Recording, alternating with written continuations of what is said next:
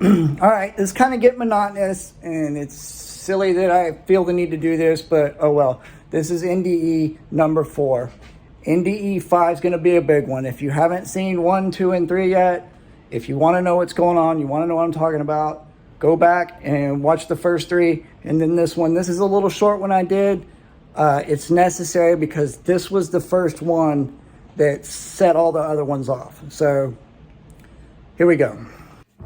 Okay, this one right here, I have to throw this in before I go to this part where I go to the other side. I've got to include this one because this one right here is the first time that I have an experience, and I can't deny it. I can't explain it away. I can't put that atheist formula and angle to it. Just be like, oh, it's just a dream, or, you know, anything like that. So this is the very first one. This whole time, it was like 3.5, almost 4 months. I'm remembering the accident. I remember what happened. I remember going to the other side. I remember talking to angels and God and all that. And I'm explaining away every single one. All of them. I've got some, well, it was just a dream. Or I got a head trauma. Or, anywhere I can to explain all this away. And I can explain all of them away. I'm a reasonable thinking man. Yeah, that's what happened. Yeah, sure. Okay. So it's like 3.5, 4 months later. I'm having all these experiences. And then my grandma, she has a stroke, all right? Now, I could write an entire book on my grandmother. I was the apple of her eye. I was so obvious I was favored by her. And it used to piss all the other people off in the family. Like, oh, Nicholas is a spoiled little shit. Why are you always giving him preferential treatment? All this. So my grandmother has a stroke. It's 3.5 months after the accident, so I still can't drive. So I hear about it. I get somebody to take me up to the hospital, and I go to see her. And she's gone. Her body was obviously there, but when you looked at her face, she was gone. She checked out. She wasn't there anymore. And I was heartbroken over this. And, my grandma, she had been in bad shape for years. So it wasn't a surprise that, that she might pass away at any time. So it's not a surprise, but it's still heartbreaking. And I hate that it's like this. And I never got to tell her goodbye. And so I just hold her hand and tell her how much I love her and, do the whole crying thing. And I go back to the house, and a couple of days pass by. It's like 2-3 days. And one night I just feel really tired.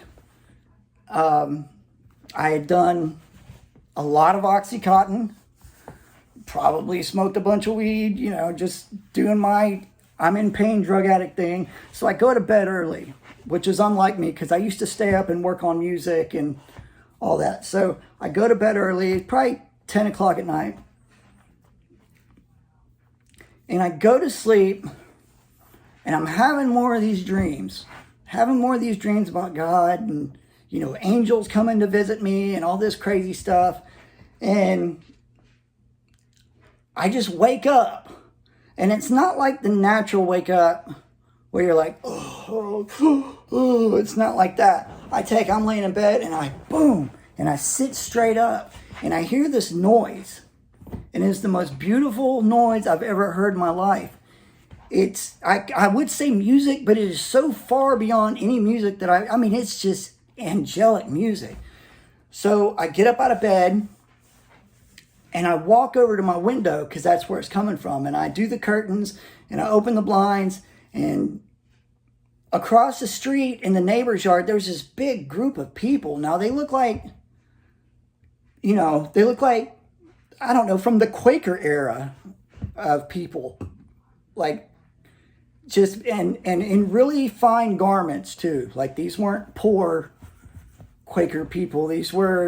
Quaker's the only way I know how to explain it, but these people were dressed beautifully, but looks like something from the 16 or 1700s, and they're swaying back and forth. And as they're swaying, that's where the music was radiating off of them. The sway that they had was what was creating the music, and they were singing. And there's no way. I'm a musician. I've been a studying musician ever since I was a little kid. There's still no way possible that I can even wrap my head around recreating what I heard. It's crazy. And as they're swaying, they're motioning to me. Come with us. Come with us. They keep telling me, you'll be safe. Just come with us. And I'm on the 3rd story of a house. So I'm like 20 feet up in the air. And I kind of look down at the flower bed and all that. I look up. I'm like, I'm 20 feet in the air. And they're like, no, come this way. I'm like, that's crazy. Y'all want me to get hurt? And they're like, no, you'll be fine. You'll be fine. And then I realize I just got out of bed and walked to the window. I still can't walk.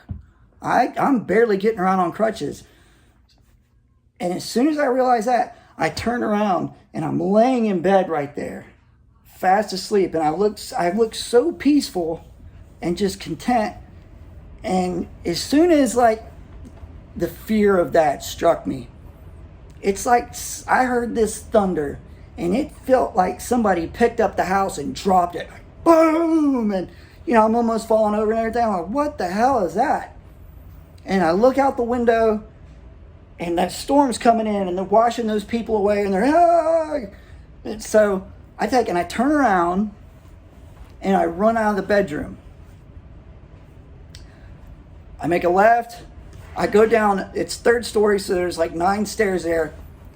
I take 1 step and I clear the whole staircase. And while all this is happening, the house is rocking and going back and forth. And I look to my right and you can see out the kitchen window. And through the shadow of the blinds, I see water, like waves churning and hitting the window and crashing. And I run over to the window and I do the curtains and open the blinds. And there's just this water churning, and it's slipping under the fence. And then this big wave comes up, and it knocks the fence down. And riding on this wave were these just horrific looking things. I can't call them people. There was this, just try to imagine the scariest demons possible. And fire was shooting out of every appendage.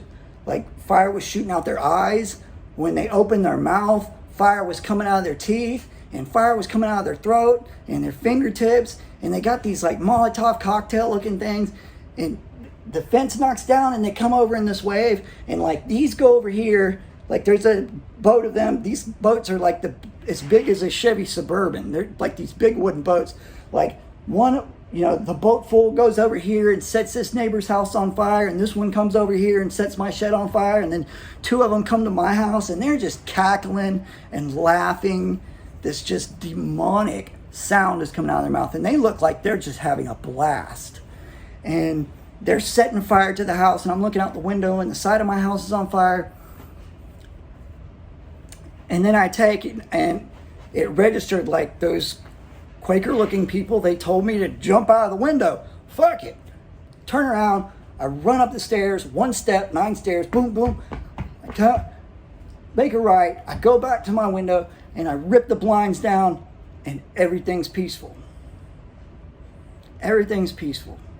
Sun shining, birds chirping, everything stopped. And I look over here, and I'm still laying in bed, just as peaceful as ever, like nothing ever happened. So I go back downstairs to see if these demons that were on fire and this water is still, about to burn down my house. And so I walk downstairs, and once again, 9 stairs, 1 step, I'm down the stairs. I look out the window, everything's just peaceful. Everything's like it was before.